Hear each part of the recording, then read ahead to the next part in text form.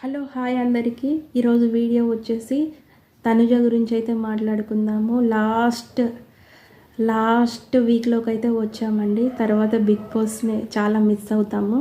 అవునా కాదా కమెంట్ చేయండి. విషయానికి వచ్చినట్టయితే తనుజ గురించి అయితే మాట్లాడుకుందాము.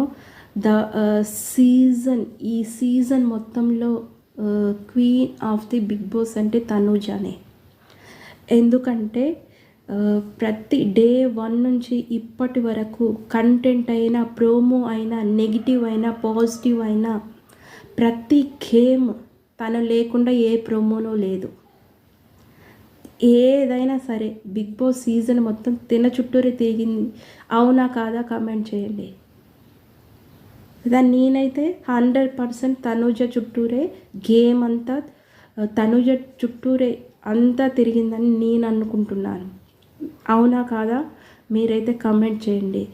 కామెడీ అయినా సరే ఫస్ట్ స్టార్టింగ్లో ఇమ్ము తనుజ కాంబినేషన్ సూపర్ అంటే సూపర్. ఏ రోజైతే తను టాప్లో ఉందని తెలిసిందో అప్పటి నుంచి ఇమాన్యుయల్ కూడా తగ్గించాడు. నేను కామెడీ చేయడం వల్లే తన హైలోకి వస్తుందని తను కూడా కన్నింగ్ యాక్టివిటీ చేశాడు. అవునా కాదా కామెంట్ చేయండి. ప్రతి విషయంలోనూ బయట నుంచి వచ్చిన వాళ్ళందరూ తిను టాప్లో ఉందని నెగిటివ్ చేయడం, టార్గెట్ చేయడం అందరు చేశారా లేదా కామెంట్ చేయండి. అందరు ప్రతి ఒక్కరూ టార్గెట్ చేశారు. అయినా కానీ వారితోటి ఏ విధంగా ఎలా డిఫెండ్ చేసుకోవాలి, ఎలా మాట్లాడాలి, వాళ్ళని తిరిగి నామినేట్ కూడా చేయలేదు. దట్ ఈస్ తనుజ అంటే. ప్రతి సపోర్ట్ అని అందరు నెగిటివ్ చేశారు. సపోర్ట్ గేమ్ కాబట్టి సపోర్ట్ అనేది వచ్చింది. బిగ్ బాస్ ఈ సీజన్లో మొత్తం అన్ని సపోర్ట్ గేమ్సే ఎక్కువ పెట్టాడు కాబట్టి సపోర్ట్